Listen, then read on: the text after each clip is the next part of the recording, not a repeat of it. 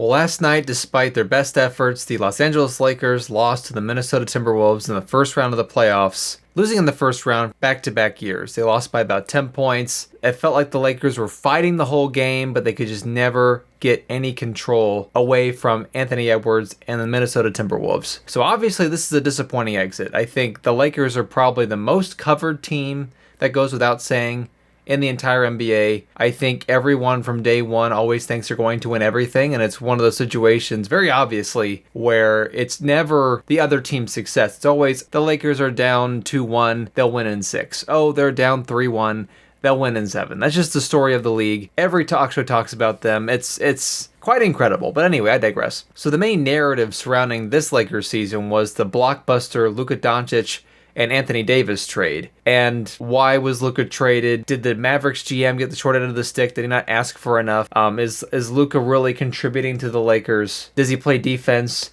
Is he really a good offensive player? I think if you look at the stats, because I was looking at them, I mean, Luka Doncic once he started with the team, was the team's best player. This is the regular season. He played the most minutes. He averaged the most points. Was one of the top rebounders, but then again, he also was playing a lot of minutes. And actually, you compare these to LeBron's stats, very similar minutes, similar points, slightly more points. Rebounds, also similar. Assists, similar. Steals, even turnovers was the same. So that was the regular season. Let's go to the postseason. Let's see, points, rebounds.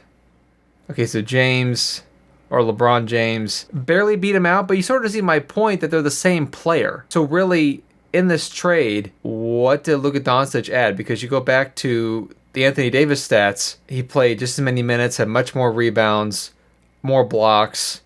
So there was a differentiator factor there. And then you talk about the defense. Anthony Davis was a force to reckon with in the paint. He at least was competitive. A lot of these other teams' big men. And that was really the downfall of the Lakers last night. I mean, obviously, everyone's talking about how JJ Redick played all of their stars the entire the second half. I think LeBron, Luka, namely those two, played the entire second half, did not substitute at all. I think that the entire starting lineup played the entirety of Game 4, which everyone's criticizing that decision, and JJ Redick's taking a lot of heat for it. But I mean, really, what else does he have? Because the thing is that the Lakers, they traded away their largest physical presence. They brought in Luka Doncic, who really is the same player as LeBron James.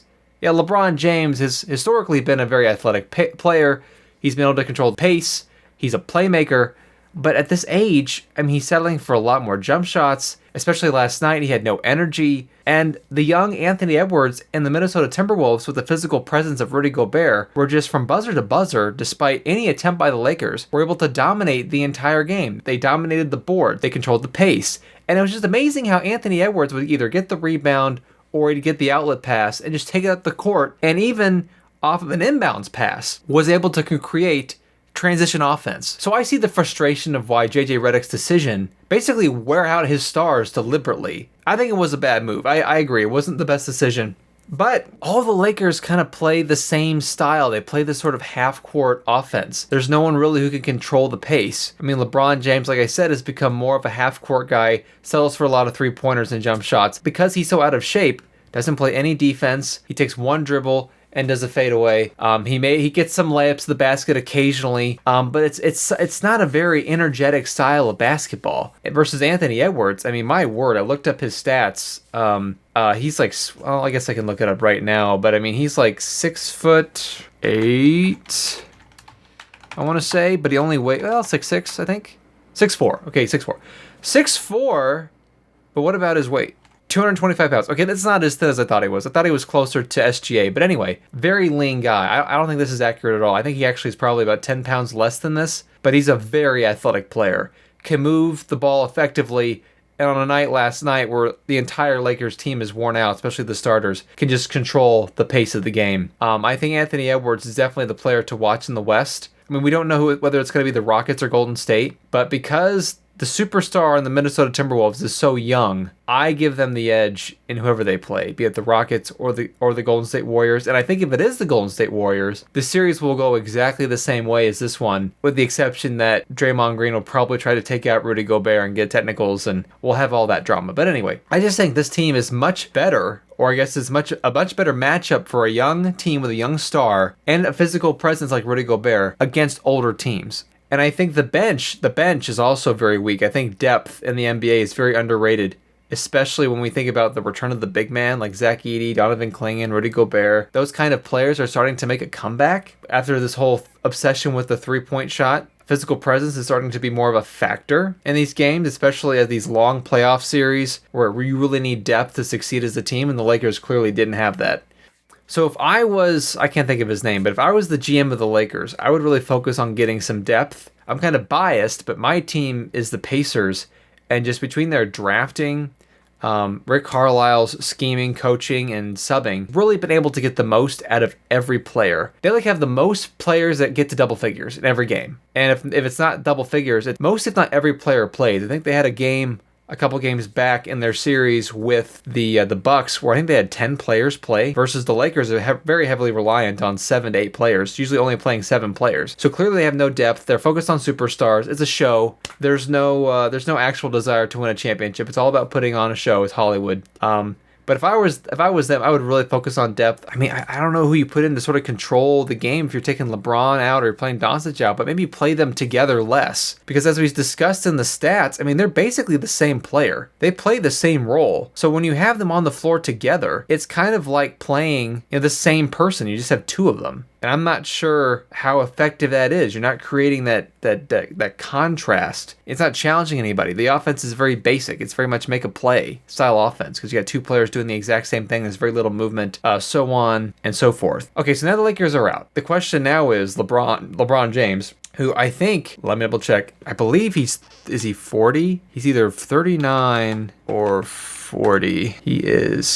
He is 40. Okay, he just turned 40 like 4 months ago. Okay, I mean, he's the oldest player in the league, but he's had the most longevity besides Vince Carter. I don't think there's been ever a player in any sport besides Tom Brady who's played this long at this high level. The question now is should LeBron keep going? Should he keep playing? I mean, he's a billionaire. He's 40. He's got kids. He's got other businesses. He can ride off into the sunset and do other things and be just fine. And as we've seen, there's a lot of legacy players who have retired in the last couple of years, and I think the best comparison for LeBron is Tom Brady, who I think Tom Brady would have liked to have gone off into the sunset, although I don't think that was his personality. I think Tom Brady was always committed to playing until he felt like he couldn't play anymore. And so when he had that 8-9 season, that was his only losing season he ever had with the Bucks, I think he had like the worst stats he had of his entire career, and he decided to hang it up. I think that was fine. In one bad season, I don't think tarnishes your legacy. Now LeBron, he has been so obsessed with legacy because he's had to compete directly with Michael Jordan for the quote best player of all time. And while Jordan I think has won more titles, I believe Michael Jordan's won 5 titles, LeBron's only won 4. Don't quote me on that. But anyway, he's played in more finals. Clearly, but he's also been on multiple teams, so I think that sort of tarnishes his legacy a little bit. He won the first NBA Cup, okay, one of his championships was the COVID bubble, okay, so what else does he have to prove? I mean, I guess he could be the longest or the oldest playing player of all time, the person who's played the longest, he played with his son, he's done all those things, but when you really boil it down to that simple question of, can he keep playing? I mean, outside of Luka Doncic, I mean, he's the best player on the Lakers roster. He scores the most points, plays a lot of minutes, leads the team in rebounding. I mean, he's like the tallest guy on the team because they don't have any physical presence. So really, I mean, when you're the best player on the team, I mean, don't you think you should keep playing? Because at that point, it's not just about whether you can keep going. It's about your obligation to your team. And I don't know what role he had in the Anthony Davis trade with Luka Doncic and such, but I know he handpicked JJ Redick. They were podcast buddies. I know that JJ Redick is his guy. So to abandon all this after sort of setting it up is kind of crazy. I think LeBron should keep going, but let's pause for a second and let's check out what he said in the post-game press conference. How many more years will we see you play? I don't know. I don't have the answer to that. Something I'll sit down with my family, my wife, and my support group and kind of just talk through it and see what happens. And just have a conversation with myself on how long I want to continue to play. I don't know the answer to that right now, to be honest. So, let me see. Okay, well, I think that means he's definitely continuing to play. I don't see any reason why he would pull out why he would quit playing. Why would he retire now? He has no legacy in the last couple of years, I should say, because he's had back-to-back seasons where he's lost in the first round of the playoffs, and he was coming off of a Western Conference Finals appearance before that. So I mean, obviously he's in the falling action of his career. He's in sort of the wind down phase. But I think maybe if he comes back next year as a good round or good showing in the playoffs, as long as his stats hang in there, I mean, he should keep going. Or I think he can keep going. Or at the very least, he's going to talk himself in continuing to play. And I think as long as the Lakers can get some depth, find some way to get some size in there and a big presence, I mean, I think the Lakers will still be competitive. I mean, they were the 3rd seed. They were the number 3 seed. I don't think that's anything to be disappointed about. Obviously, LeBron's used to going to the finals, so getting out in the first round is disappointing for him. But remember, for like 8 or 9 years, maybe even 10 years, he was going to the finals every year and playing in the Olympics. So he rarely, if ever, got time off. So this is kind of, the fact that he has time off in May is sort of like his retirement, his temporary retirement. So anyway, I'm going to leave it there. I appreciate you watching this video. Please give me some feedback on what you think about the video, what you want me to cover. And obviously, if this video does well, I'll take that as a sign to make more videos like this. So, thanks for watching. We'll see you in the next video.